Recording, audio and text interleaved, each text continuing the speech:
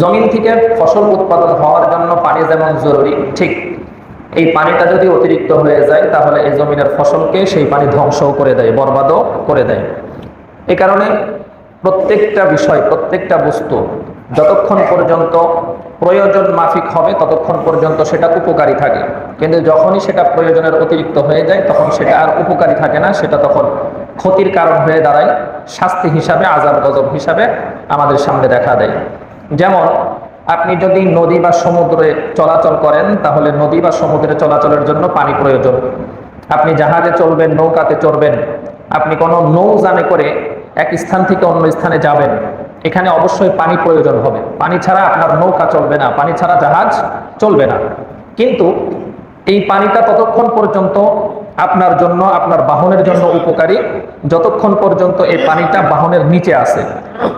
যতক্ষণ পর্যন্ত নৌযান বা নৌকার নিচে এই পানিটা আছে ততক্ষণ পর্যন্ত এটা আপনার জন্য নিরাপদ, আপনার বাহনের জন্য নিরাপদ, আপনার যাত্রার জন্য নিরাপদ। কিন্তু কোনো দুর্ঘটনার কারণে যদি এই পানিটা নৌকার উপরে চলে আসে তাহলে এই পানিটা আপনাকে নিরাপদে জায়গা পর্যন্ত পৌঁছাবে না, বরং এর আগেই আপনাকে সে কি করবে, মেরে ফেলবে। এর আগেই আপনার জীবন, আপনার রূহ এই পানির মাধ্যমে উড়ে যাবে, চলে যাবে। তাহলে বোঝা গেল পানি যেমন নৌযানের জন্য অপরিহার্য, প্রয়োজন, এটার নির্দিষ্ট একটা সীমারেখা আছে কতটুকু প্রয়োজন। প্রয়োজনের অতিরিক্ত কিছু হলেই সেটা ক্ষতির কারণ হয়ে যায়, জীবন নাশের কারণ হয়ে যায়। ঠিক তেমনি ভাবে আসমানের পানি জমিনবাসীর জন্য রহমত স্বরূপ। আসমানের পানি জমিনবাসীর জন্য আল্লাহ পাক রব্বুল আলামিন রিজিকের উৎপাদনের মাধ্যম হিসাবে আল্লাহ পাক জমিনে পাঠান। কিন্তু যখন এই পানিটা অতিরিক্ত হয়ে যায়, যখন অতিবৃষ্টি দেখা দেয়, যখন তুফান দেখা দেয়, ঝড় দেখা দেয়, বন্যা দেখা দেয়, তখন এই পানিটাই আবার আমাদের রিজিকের জন্যই না, শুধু আমাদের হায়াতের জন্য, আমাদের জীবনের জন্য ঝুঁকি হয়ে যায়।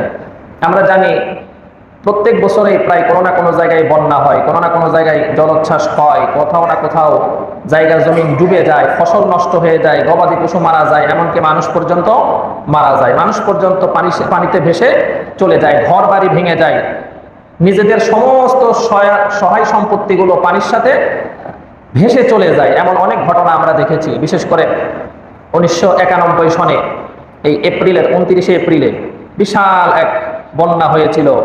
প্রায় 1.5 লক্ষর বেশি শুধু মানুষই মারা গেছে। 1.5 লক্ষর বেশি কি মারা গেছে? শুধু মানুষই মারা গেছে। গবাদি পশুগুলো পানিতে ভেসে চলে গেছে, মানুষের ঘর বাড়ি সব কিছু কি হয়ে গেছে, ধ্বংস হয়ে গেছে। এই তো গত কয়েক বছর আগেই ফেনীতে বন্যা হলো, এরপরে এর আগে সিলেটে বন্যা হলো। বন্যাতে কত মানুষ নিঃস্ব হয়ে গেছে, কত মানুষ পানিতে ডুবে মারা গেছে, তার ধন সম্পত্তি নষ্ট হয়ে গেছে। তাহলে বোঝা গেল আসমান থেকে যে পানি আসে সে পানি আমাদের জন্য যতটা অপরিহার্য, প্রয়োজনীয়, প্রয়োজনের অতিরিক্ত হলে সেটা আমাদের জন্য ততটাই ক্ষতিকর। তাহলে এখন প্রশ্ন হচ্ছে, এই পানি আমাদের জন্য যতটুকু প্রয়োজন আল্লাহ পাক ততটুকু না দিয়ে আমাদের জন্য কখনো কখনো ক্ষতির কারণ কেন বানিয়ে দেন? এই কারণ আল্লাহ পাক রব্বুল আলামিন নিজে কোরআনুল কারীমের মধ্যে বলেন, এটা মুসিবত, এটা বিপদ। তো এটা কেন আসে? এটা আসে মানুষের গুনাহের কারণে। এটা আসে মানুষের গুনাহের কারণে। বিপদ দুই কারণে আসতে পারে। বিপদ কয় কারণে আসতে পারে? দুই কারণে আসতে পারে। এক, গুনাহের কারণে বিপদ আসে। আরেক হচ্ছে গুনাহের কারণে বিপদ আসে না, বরং কোন নেককার আল্লাহওয়ালা বুজুর্গের উপরেও বিপদ আসতে পারে। সেটা আসে হলো তার মর্যাদা বৃদ্ধির জন্য। এক নম্বরে গুনাহের কারণে, দ্বিতীয়ত কিসের জন্য? মর্যাদা বৃদ্ধির জন্য আসে। সাধারণত ব্যাপক আকারে যে সমস্ত বিপদ আপদ বালা মুসিবত আসে এর অধিকাংশগুলোই গুনাহের কারণে আসে। বিপদ আপদ বালা মুসিবত যেগুলো ব্যাপক আকারে আসে, যেগুলোতে হাজার হাজার মানুষের ক্ষয়ক্ষতি হয়, একটা সমাজের ক্ষতি হয়ে যায়, রাষ্ট্রের ক্ষতি হয়ে যায়, কোনো একটা সেক্টরের ক্ষতি হয়ে যায়, একাধিক মানুষ যেখানে ক্ষতিগ্রস্ত হয়, একাধিক মানুষের কর্মসংস্থান যেখানে ক্ষতিগ্রস্ত হয়, এই সমস্ত বিপদ আপদগুলো অধিকাংশ ক্ষেত্রেই আমাদের গুনাহের কারণে আসে। আর ব্যক্তি পর্যায়ে যে সমস্ত বিপদ আপদ আসে এগুলো অধিকাংশ ক্ষেত্রেই মর্যাদা বৃদ্ধির জন্য আসে। এগুলো মূল নীতি না, অধিকাংশ ক্ষেত্রেই বলছি। ব্যক্তি পর্যায়ের বিপদ আপদও গুনাহের কারণে আসতে পারে, আবার ব্যাপক আকারে বিপদ আপদও পরীক্ষা হিসাবে বা মর্যাদা বৃদ্ধির জন্য আসতে পারে। গুনাহের কারণে যে সমস্ত বিপদ আপদ আল্লাহ পাক রব্বুল আলামিন দেন, এই সমস্ত বিপদের মাধ্যমে হয়তো বান্দা তার ভুল থেকে আবার আল্লাহর পথে ফিরে আসে। আল্লাহর পথ থেকে সে বিমুখ হয়ে গিয়েছিল। আল্লাহ পাক নিজেই কোরআনে বলেন, ওয়ামান আ'রাদা আন যিকরি ফাইন্না লাহু মাঈশাতান দানকা। যে ব্যক্তি আল্লাহর স্মরণ থেকে বিমুখ হয়ে যাবে, আল্লাহ পাক রব্বুল আলামিনের স্মরণ থেকে যে মানুষটি বিমুখ হয়ে যাবে, আল্লাহ পাকের স্মরণ করবে না, অর্থাৎ নামাজ পড়বে না, জিকির আজকার তাসবিহ তাহলিল করবে না, আল্লাহর বিধান মানবে না, আল্লাহর আদেশ মানবে না, আল্লাহ পাকের নিষেধ মানবে না, এই মানুষটি আল্লাহ পাকের জিকির থেকে, স্মরণ থেকে বিমুখ হয়ে গেল। আল্লাহ পাক রব্বুল আলামিন বলেন, ওয়ামান আ'রাদা আন যিকরি ফাইন্না লাহু মাঈশাতান দনকা। সে আল্লাহ পাক থেকে বিমুখ হওয়ার কারণে আল্লাহ পাক রব্বুল আলামিন তার জীবনকে সংকীর্ণ করে দিবেন। জীবনকে কি করে দিবেন? সংকীর্ণ করে দিবেন। তার জীবনে অভাব, অনটন, বিপদ আপদ, বালা মুসিবত, এগুলো দিয়ে তার জীবন সংকীর্ণ হয়ে যাবে। পৃথিবী বিস্তীর্ণ বিশাল, কিন্তু তার জন্য সংকীর্ণ হয়ে যাবে। সে কোথাও গিয়ে সুবিধা করতে পারবে না।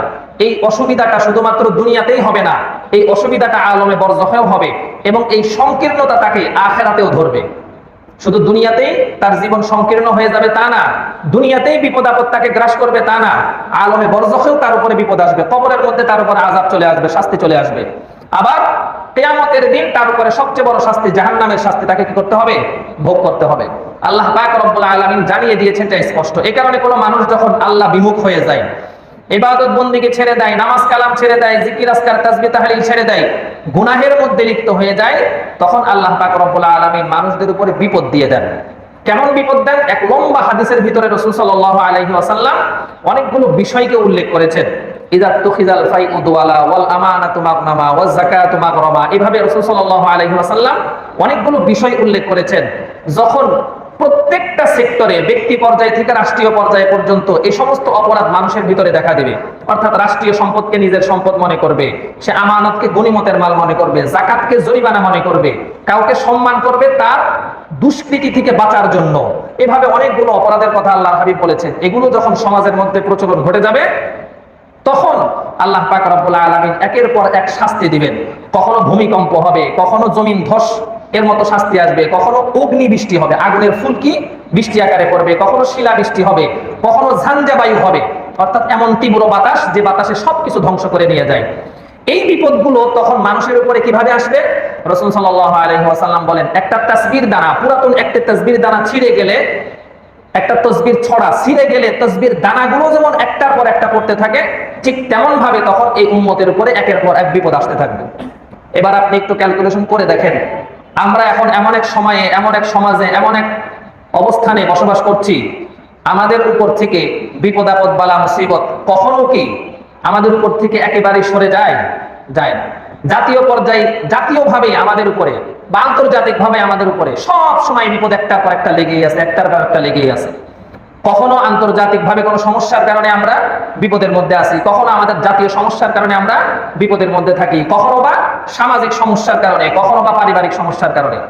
যেটাই হোক, আমাদের উপর থেকে সহজে বিপদ যাচ্ছে না, একের পর এক শুধু বিপদ আসছে।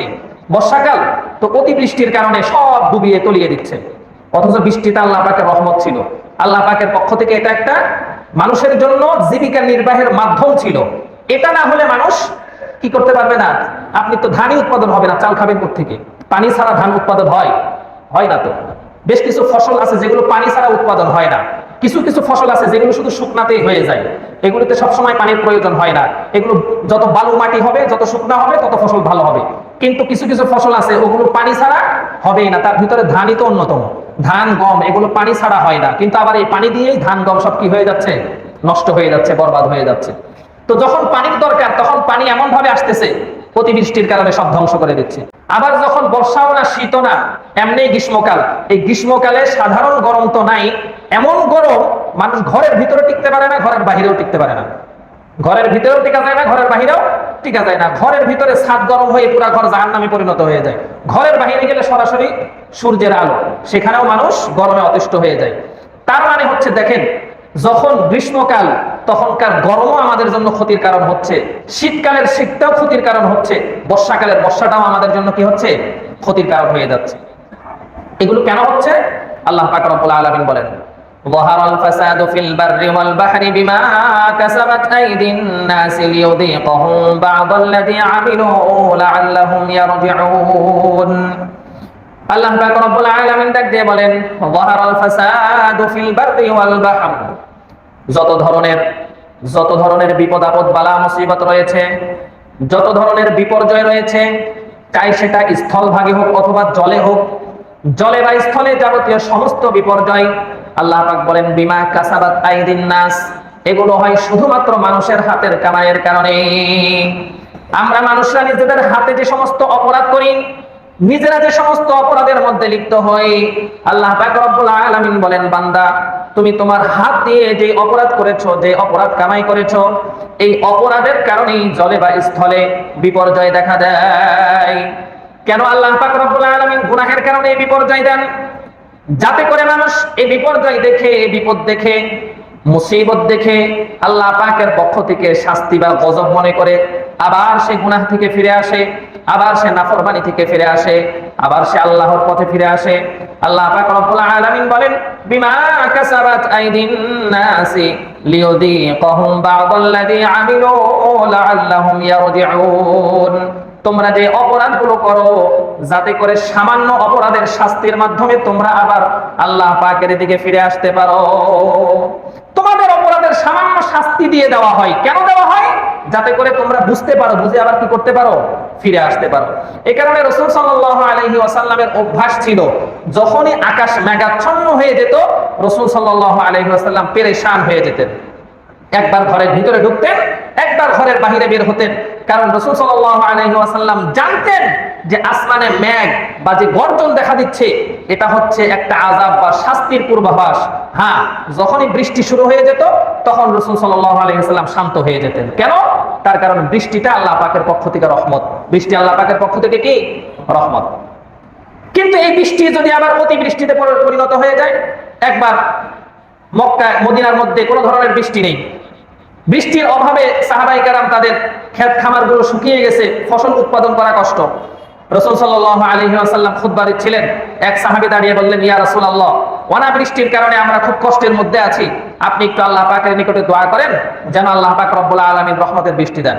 রাসূল সাল্লাল্লাহু আলাইহি ওয়াসাল্লাম দোয়া করলেন, দোয়ার মাঝখানেই আল্লাহ পাক রব্বুল আলামিন বৃষ্টি দিয়ে দিলেন। সুবহানাল্লাহ বলবেন না? এই কারণে দেখেন না, যখন অনাবৃষ্টি শুরু হয়ে যায়, কোনো বৃষ্টি বাদল নাই, জমিন শুকিয়ে চৌচির হয়ে যায়, তখন সবাই খালি দোয়া করে। এমনকি প্রয়োজন হলে ইস্তিসকার নামাজ পর্যন্ত পড়ে, বৃষ্টি বর্ষণের নামাজও পড়া হয়। রাসূল সাল্লাল্লাহু আলাইহি ওয়াসাল্লাম দোয়া করলেন, এমন বৃষ্টি শুরু হলো, বৃষ্টির আর থামাথামি নাই। বৃষ্টি হতে হতে এখন এই বৃষ্টি ক্ষতির কারণ হয়ে দাঁড়ালো। তখন পরের জুমায় আবার সাহাবী এসে বললেন, ইয়া রাসূলুল্লাহ, আপনি একটু দোয়া করেন, এই বৃষ্টি তো আমাদের জন্য ক্ষতির কারণ হয়ে গেছে, একটু দোয়া করেন যেন আমাদের জন্য যতটুকু উপকারী ততটুকু থাকে, বাকিগুলো যেন আল্লাহ পাক রব্বুল আলামিন আমাদের থেকে সরিয়ে নেয়। রাসূল সাল্লাল্লাহু আলাইহি ওয়াসাল্লাম আবার দোয়া করলেন, তখন বৃষ্টি কমে গেল, প্রয়োজনীয় যতটুকু ততটুকু ছিল, বাকিগুলো অন্যান্য দিকে হয়ে গেল। এই কারণে রাসূল সাল্লাল্লাহু আলাইহি ওয়াসাল্লাম দোয়াও শিখিয়ে দিয়েছেন, যখন মুষলধারে বৃষ্টি হবে তখন দোয়া করতে হয়, আল্লাহুম্মা হাওয়া আলাইনা ওয়ালা আলাইনা, আল্লাহুম্মা হাওয়া আলাইনা ওয়ালা আলাইনা। আল্লাহ, যে বৃষ্টি হচ্ছে এই বৃষ্টি তো আমাদের জন্য ক্ষতির কারণ, সুতরাং এই বৃষ্টি আমাদের আশেপাশে বর্ষণ করেন, আমাদের উপরে বর্ষণ করিয়েন না।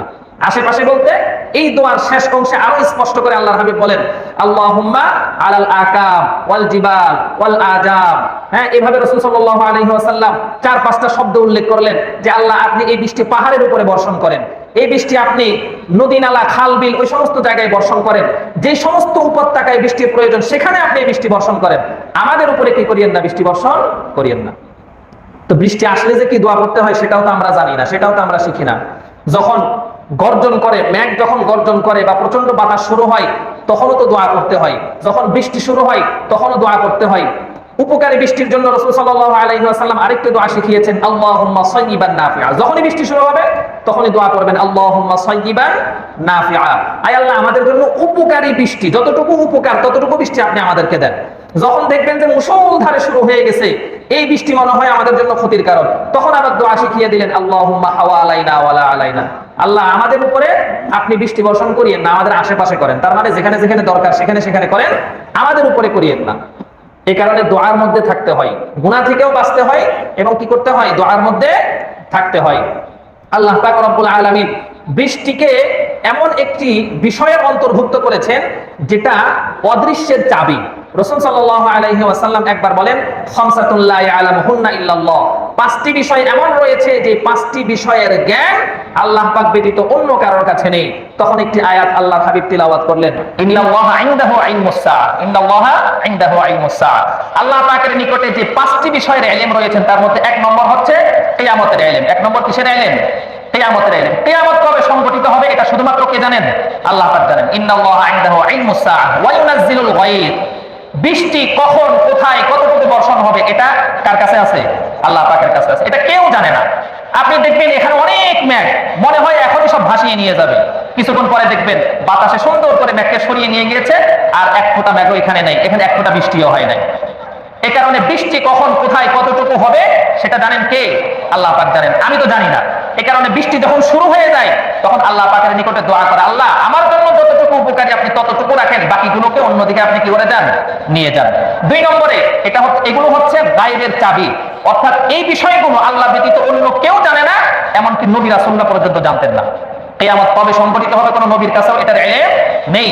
ওয়ায়ুনাজ্জিলুল গায়ব, বৃষ্টি কোথায়, কখন, কতটুকু বর্ষণ হবে এটার ইলম শুধুমাত্র আল্লাহ পাকের কাছে, অন্য কারোর কাছে নেই। ওয়ায়ালামু মা ফিল আরহাম, মার রেহেমে কি আছে, ছেলে আছে না মেয়ে আছে, কি বাচ্চা মার রেহেমের মধ্যে আছে, বাচ্চাদানির মধ্যে আছে, এটা শুধুমাত্র জানেন কে? আল্লাহ পাক জানেন। ওমা তাদরি নাফসুম মাযা তাকসিবু গাদা, আমি আপনি আগামীকাল কি কামাই করব, কি খাবো, এটা শুধুমাত্র কে জানেন? আল্লাহ পাক জানেন। আল্লাহ ছাড়া আর কেউ জানেন না। আপনি নিজেও জানেন না যে আজকে দুপুরে আপনি কোথায় খাবেন, কি খাবেন, এটা আপনি জানেন না। এই কারণে দেখবেন অনেক সময় আপনি মসজিদ থেকে যাচ্ছেন, কেউ একজন হাত ধরে নিয়ে গেল, নিয়ে বাসার মধ্যে ঢুকিয়ে খাওয়ায় দিল, অথচ আপনার বাসার ভিতরে আপনার জন্য কি করা হয়েছে, রান্না বাড়া করা হয়েছে, কেউ একজন নিয়ে খাওয়াই দিল। অনেক সময় আপনার দাওয়াত থাকে, কি থাকে, দাওয়াত থাকে, কিন্তু এমন কোন সমস্যা সামনে চলে আসে, আপনি দাওয়াতের অনুষ্ঠানে গিয়েও সেখান থেকে না খেয়ে কি করতে হয়, ফিরত চলে আসতে হয়।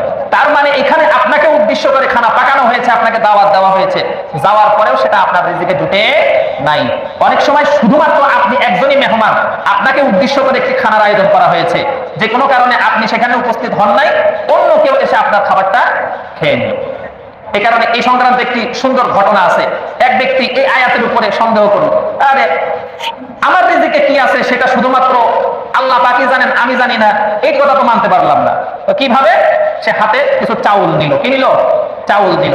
চাউল নিয়ে বলতেছে যে এই যে আমার হাতে যে চাউলগুলো রয়েছে বা ভাত যেগুলো রয়েছে, এগুলো যদি এখন আমি মুখের ভিতরে দিয়ে দেই, তো এটা তো আমার পেটে গেল, তা আমি তো জানতেছি যে এই রিজিকটা আমার জন্য, এটা তো আমি জানতেছি, তো এটা শুধুমাত্র আল্লাহ জানে, আর কেউ জানে না, এই কথাটা তো সঠিক হইল না। এই কথা বলেই সে কি করলো, এগুলি খেয়ে ফেললো। দেখেন আল্লাহ পাক কিভাবে বুঝায়। যখনই সে খেয়ে ফেললো, খাবার খাওয়ার সময় মাঝে মাঝে আমাদের কাশি উঠে না, কাশি উঠে খাবারটা কোথায় চলে যায়, নাকের মধ্যে চলে যায়। তো সে এই খাবারটা খাওয়ার সাথে সাথে কাশি উঠে গেল, তার খাবারটা কোথায় চলে গেল, নাকের মধ্যে, অর্থাৎ উপরে চলে গেল, মাথার মধ্যে চলে গেল। এখন তো কোনোভাবে এটা আর নামতেছে না, এটা মুখ দিয়েও আসে না, নাক দিয়েও আসে না, সেখানে গিয়ে আটকা পড়ে গেছে। যত ডাক্তার কবিরাজ দেখায় কোনো কাজ হয় না। এক ব্যক্তি পরামর্শ দিল, ওই আরেক গ্রামে 2-4 গ্রাম পাড়ি দিয়ে কয় অমুক গ্রামে এক কবিরাজ আছে, তার কাছে যাও, তার কাছে গেলে কোনো ফায়দা হলেও হতে পারে। কবিরাজের কাছে গেল, যে যে কাজে এক্সপার্ট, সেখানে গেল। যাওয়ার পরে সে কি করলো, একটা ছোট ওই কবুতরের বা মুরগির পর দিয়ে নাকের ভিতরে ঢুকিয়ে একটু ঘুরালো, জোরে করে একটি হাঁচি আসলো, নাক দিয়ে ভাতটা পড়লো, একটা মুরগি এসে ভাতটা খেয়ে ফেললো। এরপরে সে বলতেছে এইবার আমার বুঝে আসছে, আল্লাহ পাক যে বলেছেন আগামীকাল বা আগামীতে আমার রিজিকে কি আছে, কোথায় আমি কতটুকু কি খাবার খাবো, কি রিজিক গ্রহণ করবো, এটা আল্লাহ ছাড়া কেউ জানে না। এটা এখন আমার বুঝে আসছে। এই ভাতের দানাটা আমার রিজিকে ছিল না বিদায় এটা আমার কোথায় ঢুকছে, নিচের দিকে যাওয়ার কথা ছিল, গেছে উপরে। এটা 2-4 গ্রাম পাড়ি দিয়ে একটা মুরগির রিজিকে ছিল, এই কারণে আল্লাহ পাক আমাকে ওখানে নিয়ে সে মুরগির পেটের ভিতরে সেটাকে ঢোকাবে। এটা হচ্ছে রিজিকের অবস্থা। তা আগামীতে এই 1 ঘন্টা পরে আমি আপনি কি খাবো, কোথায় খাবো, কতটুকু খাবো, আদৌ খেতে পারবো কিনা, না এর আগে মারা যাবো, এগুলো সব কে জানেন? আল্লাহ পাক জানেন। 5 নম্বরে ওমা তাদরি নাফসুম বিআইয়ি আরদিন তামুত, মানুষ কখন কোথায় মারা যাবে এটা একমাত্র আল্লাহ পাক জানেন, আল্লাহ পাক ছাড়া আর কেউ জানেন না। আপনি মনে করতেছেন ঘরের মধ্যে নিরাপদে মারা যাবেন না, হইতে পারে আপনি এই যে কত মানুষ হজ করতে গেছে, অলরেডি খবর আসা শুরু হয়েছে, বাংলাদেশে অনেক হাজিরা কি করেছেন, মৃত্যুবরণ করেছেন। সে কি জানতো আদৌ যে হজে গেলে সে মারা যাবে? জানতো না। সে তো পরিবার থেকে সুন্দর করে বিদায় নিয়েছে, সমাজ থেকে বিদায় নিয়েছে, অনেক আশা ভরসা নিয়ে অনেক কষ্ট করে এরপরে হজের ব্যবস্থা করে হজে গিয়েছে। কত আশা ভরসা, এমনকি হজে যাওয়ার আগে হয়তো ঘরের আত্মীয় স্বজন, পরিবারের সদস্য, নাতি নাতকুররা বলেও দিয়েছে কার জন্য কি কি আনতে হবে, লিস্টিও ধরিয়ে দিয়েছে। দাদা তুমি হজে যাচ্ছ, হজ থেকে আসার সময় আমার জন্য এটা নিয়ে আসবা। দাদা হজ করতে গেল, কিন্তু হজ এখনো পালনই করতে পারে নাই, তার জানাজা কি হয়ে গেছে, রেডি হয়ে গেছে। এই কারণে কে কখন কোথায় মারা যাবে সব কিছু জানেন কে? একমাত্র আল্লাহ পাক জানেন। যেটা বলছিলাম, তাহলে এই যে বৃষ্টি, এটা হচ্ছে গায়েবের চাবিকাঠির মধ্য থেকে একটি চাবি, এটা আল্লাহ পাকের পক্ষ থেকে রহমত। কিন্তু আমাদের জন্য ইদানিং প্রত্যেক বছরই বর্ষা আসলে গজবে পরিণত হয়ে যায়। এই বৃষ্টিটা কিসে পরিণত হয়ে যায়? গজবে পরিণত হয়ে যায়। যে যতটুকু প্রয়োজন তা তো হয়, প্রয়োজনের অতিরিক্তও হয়, যার কারণে বিভিন্ন জায়গায় বন্যা হয়ে রাস্তাঘাট, ঘর বাড়ি, কর্মক্ষেত্র, ক্ষেত খামার সব ডুবে যায়, সব নষ্ট হয়ে যায়, সব বরবাদ হয়ে যায়। এই কারণে আল্লাহ পাক রব্বুল আলামিন কোরআনুল কারীমের মধ্যে জানিয়ে দিয়েছেন, জলে স্থলে যত ধরনের বিপর্যয় বান্দা সব তোমাদের হাতের কামাই, তোমাদের এই হাতের কামাই গুনাহ যা করেছো এর বিনিময়ে আমি কিছুটা শাস্তি দুনিয়াতে দিয়ে দিলাম যাতে করে তুমি ফিরে আসতে পারো। কিন্তু এই শাস্তিগুলো দেখার পরেও, বিপদ দেখার পরেও, মুসিবত দেখার পরেও যে মানুষটি ফিরে আসে না, বুঝতে হবে তার কপাল খুব ভালো করে পড়েছে। এই মানুষটার কপাল খুব ভালো করে পড়েছে। তা না হলে আল্লাহ পাক দফায় দফায় সতর্ক করছেন। এই সতর্কবাণী যে মানুষটা গ্রহণ করছে না, দুনিয়াতেই তো আমরা দেখি অধীনস্থদেরকে বারংবার সতর্ক করার পরও যদি সতর্ক না হয়, তাহলে আমরা কি করি? এদের বিরুদ্ধে বড় ধরনের অ্যাকশনে যাই না, বড় ধরনের ব্যবস্থা গ্রহণ করি না। আল্লাহ পাক রব্বুল আলামিন সেটাই করছেন আমাদের জন্য। আল্লাহ পাক রব্বুল আলামিন ছোট ছোট বিপদ দিয়ে সতর্ক করার চেষ্টা করছেন। যদি ফিরে না আসি তাহলে অবশ্যই আমাদের জন্য বড় কোনো বিপদ অপেক্ষা করছে, যেই বিপদ আমাদেরকে এমন ভাবে গ্রাস করবে, আমাদেরকে নিঃশেষ না করা পর্যন্ত কি করবে না, এই বিপদ আমাদের থেকে যাবে না। কেননা এই শাস্তিগুলো দিয়ে অতীতের অনেক সম্প্রদায়কে আল্লাহ পাক রব্বুল আলামিন ধ্বংস করেছেন। আদ জাতি, সামুদ জাতি, নূহ আলাইহিস সালামের কওম, মুসা আলাইহিস সালামের কওম, ফেরাউন সহ কারুন, হামান, এদের সবাইকে আল্লাহ পাক ধ্বংস করেছেন এই সমস্ত প্রাকৃতিক দুর্যোগ দিয়ে। আজকাল তো অনেকে পণ্ডিতি করে বাংলা বিভিন্ন ভাষা ব্যবহার করে, মোকাবেলা করব। আরে ভাই, তুমি কি ফেরাউনের চেয়েও শক্তিধর হয়ে গেছো নাকি যে তুমি মোকাবেলা করবা? তুমি কারণের চেয়েও বেশি সম্পদশালী হয়ে গেছো যে তুমি মোকাবেলা করবা? আল্লাহ আপনাকে একটা শাস্তি দিবে, তুমি মোকাবেলা করবা? কোথাকার তোর হেডামলা হয়ে গেছে, কথায় কথায় বলে মোকাবেলা করব, প্রাকৃতিক দুর্যোগ আমরা মোকাবেলা করব। তো কই মোকাবেলা করতেছে? মানুষ মারা যাচ্ছে, গবাদি পশু মারা যাচ্ছে, ক্ষেত খাবার নষ্ট হচ্ছে, সব বরবাদ হচ্ছে, কিছুই করতে পারে না, খালি কই মোকাবেলা করবে। এই সমস্ত শব্দগুলো কুফরি শব্দ। এগুলোর বিরুদ্ধে বলি এমনি এমনি না, শব্দগুলো কি শব্দ? এগুলো কুফরি শব্দ। আল্লাহ পাকের পক্ষ থেকে আল্লাহ পাক একটা শাস্তি দিচ্ছেন, আর আপনি বলেন যে আমি মোকাবেলা করবো। তো এত হেডাম থাকলে বৃষ্টি যখন অতিরিক্ত বৃষ্টি হয় বন্ধ করেন না কেন? করেন বন্ধ, দেখি কতটুকু হেডাম আছে আপনার। শব্দ ব্যবহারের ক্ষেত্রে এমন এমন শব্দ ব্যবহার করে, এগুলো জেনে বুঝে কেউ ব্যবহার করলে তো ইমানি থাকবে না, ওর ইমানি চলে যাবে। অথচ এগুলোই আমরা অহরহ ব্যবহার করছি। আল্লাহ পাক রব্বুল আলামিন এই বিপর্যয়গুলো দিয়ে অতীতের অনেক শক্তিধর কওমকে, কাদেরকে? যারা কোনো মেশিন ছাড়া এই শুধু কি দিয়ে, কোদাল দিয়ে কেটে কেটে পাহাড়ের ভিতরে রাস্তা বানিয়েছে। এই জাতীয় কওমগুলোকে, যারা এতটা উচ্চতা, এতটা শক্তিধর ছিল যে পাহাড় কেটে রাস্তা বানাতো, ঘর বাড়ি বানাতো, তারা তো থাকতো পাহাড়ের মধ্যে, পাহাড়ের ভিতরে পাহাড় কেটে রাস্তা, ঘর বাড়ি বানাতো, কোনো মেশিন ছাড়া। এত শক্তি যাদের শরীরে ছিল, আল্লাহ পাক রব্বুল আলামিন তাদেরকে ধ্বংস করেছেন এই সমস্ত বৃষ্টি বাদল দিয়ে। কোরআনে আল্লাহ পাক নিজেই বলেন, ফাকুল্লান আখাযনা বিযামবি। ফাকুল্লান, এদের কয়েকটা সম্প্রদায়ের কথা বলে আল্লাহ বলেন ফাকুল্লান আখাযনা বিযামবি, এদের সবাইকে আমি পাকড়াও করেছি তাদের গুনাহের কারণে। ফামিনহুম মান আরসালনা আলাইহি হাসিবা ওয়া মিনহুম মান আখাযাতহু সাইহা ওয়া মিনহুম মান খাসাফনা বিহিল আরদ ওয়া মিনহুম মান আগরাকনা। বলে এদের মধ্যে থেকে কাউকে আমি শিলাবৃষ্টি দিই, বা কঙ্কর, ওই যে কি বলে এটাকে, আগুনের ফুলকির বৃষ্টি দিয়ে আমি কাউকে ধ্বংস করে দিয়েছি। কাউকে বৃষ্টি দিয়ে আল্লাহ পাক ধ্বংস করে দিয়েছেন। ফামিনহুম মান আরসালনা আলাইহি হাসিবা ওয়া মিনহুম মান আখাযাতহু সাইহা। কাউকে এই যে বৃষ্টির আগে দিয়ে মেঘ ধরে, মেঘ ধরার পরে গর্জন করে না, এটাকে আমরা কি বলি? ঠাড়া পরে অনেক জায়গায় বলি, বা বিজলি চমকায়। বিজলি চমকালে তো যেখানে বিজলি চমকায় ওখানে আওয়াজ হয়, অনেকে বিজলি চমকায় বলে, অনেকে বলি ঠাড়া পরে। এই ঠাডা দিয়ে আল্লাহ পাক রব্বুল আলামিন সম্প্রদায়কে ধ্বংস করেছেন। ওয়া মিনহুম মান আখাযাতহু সাইহা, সাইহা মানে আওয়াজ, এক আওয়াজে পুরা কওম, পুরা জাতি, পুরা সম্প্রদায় ধ্বংস হয়ে গেছে, যারা আমাদের চেয়ে হাজার গুণে বেশি শক্তিশালী ছিল। তা আমাদেরকে আল্লাহ পাক চাইলে ধ্বংস করতে পারেন না? আল্লাহ বলেন ওয়া মিনহুম মান খাসাফনা বিহিল আরদ, এমন অনেক সম্প্রদায়কে আল্লাহ পাক মাটির নিচে ধসিয়ে দিয়েছেন। লূত আলাইহিস সালামের কওমকে কি করেছেন? জমিন উল্টিয়ে দিয়েছেন।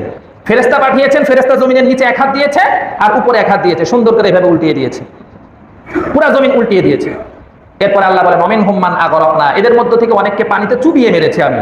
আমরা তো জানি ফেরাউনকে আল্লাহ পাক চুবাইয়া মারছে না, পানির মধ্যে চুবিয়ে ফেরাউনকে মেরেছে। তো ফেরাউন কত শক্তিশালী ছিল, কতটা শক্তিশালী হলে ফেরাউন বলতে পারে আনা রাব্বুকুমুল আলা? ডোনাল্ড ট্রাম্প তো এখনো বলে নাই যে আমি খোদা, বলেছে? এখনো বলে নাই। তো ডোনাল্ড ট্রাম্প যত পাগলামি করে করুক, এখনো এই কথা বলে নাই যে আমি খোদা। ফেরাউন বলেছিল আমি কি খোদা, শুধু খোদা দাবি করে নাই, বলেছে আনা রাব্বুকুমুল আলা, আমি সবচেয়ে বড় আল্লাহ, আমি সবচেয়ে বড় খোদা। তার মানে এটা বোঝা স্বাভাবিক যে ডোনাল্ড ট্রাম্পের চেয়েও ফেরাউন আরো কি ছিল? বড় শক্তিশালী ছিল। ডোনাল্ড ট্রাম্পের জন্য তো অনেক প্রতিবন্ধকতা আছে, এই কারণে তো দেখলেন না, এক সময় বলেছিলাম আমি, ও চাইলেই কি করতে পারে? এই ইরানকে মাটির সাথে মিশিয়ে দিতে পারে, কিন্তু সেটা পারবে না। সে অনেক প্রতিবন্ধকতা আছে। ওই যে দেখলেন না, এক রাতে হুমকি দিল, রাতে সবার ঘুম হারাম হয়ে গেল।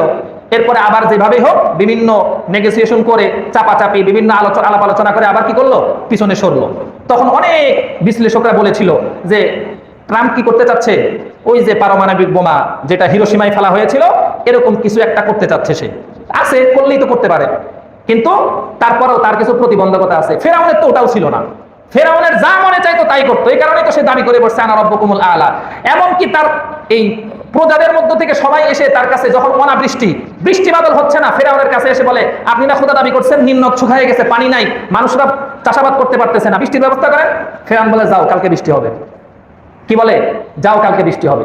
সবাইকে পাঠিয়ে দিয়ে রাতের অন্ধকারে পাহাড়ের গুহায় গিয়ে পাও দুইটা উপরের দিকে দিয়ে মাথা নিচের দিকে দিয়ে নিজেকে উল্টা করে টানিয়ে এরপরে আল্লাহর কাছে দোয়া করে, আল্লাহ, এটা আপনিও জানেন আমিও জানি যে আমার কোনো ক্ষমতা নাই।